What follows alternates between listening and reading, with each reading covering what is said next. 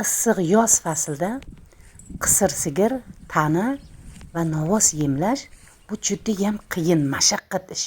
Semirmaydi, ishtahadan qoladi. Bu muammoga duch kelyapsizmi? Bu videoni oxirigacha kuzating.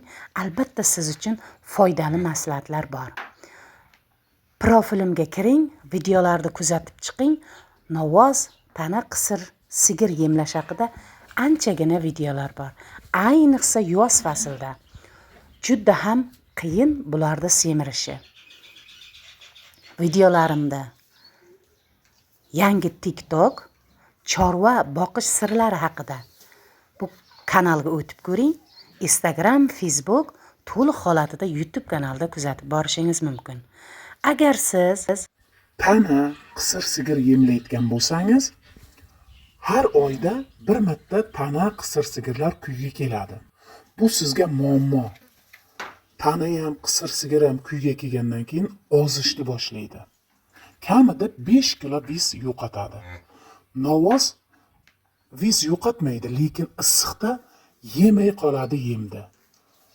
Yem issiq, ob-havo issiq, bular semirishi cho'ziladi. Bu sizga yana ham xarajatga tushadi. O'shaning uchun iloji boricha salqinda berishga harakat qiling.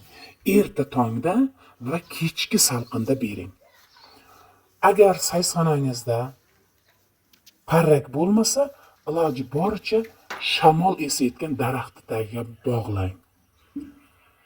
Siz novvoslarni, qisir sigirlarni sharoitini to'g'rilasangiz, ular bemalol yemni ham, atalani ham yeydi.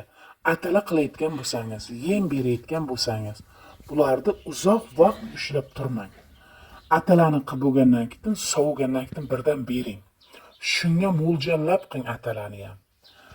Agar siz yemni ivitib qo'yib, keyinroq berayotgan bo'lsangiz, 1 soatdan ortiq vaqt, yemingiz achiydi va bichg'iydi. Bu molni zaharlanishiga olib keladi. Siz agar qisir sigir, tana yemlayotgan bo'lsangiz, oddiygina usul. Sabzi tuxumidan berib turing tanangizga, qisir sigiringizga.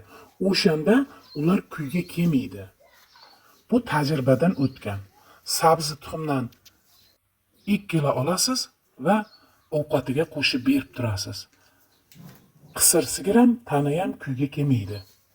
Shunda siz 5 kilo vis yo'qotmaysiz. Albatta, siz ham kommentariyaga tajribalaringizni yozib keting. O'rganamiz, o'rgatamiz. Siz qanday tajribalarni bilasiz? Yoz faslida qanday yemlash kerak? Novvosga suv sepib turish kerak. Oldidan ariqdan suv o'tib turish kerak. Yem berganingizda albatta piyoz qo'shib bering, hazmiga oson bo'ladi.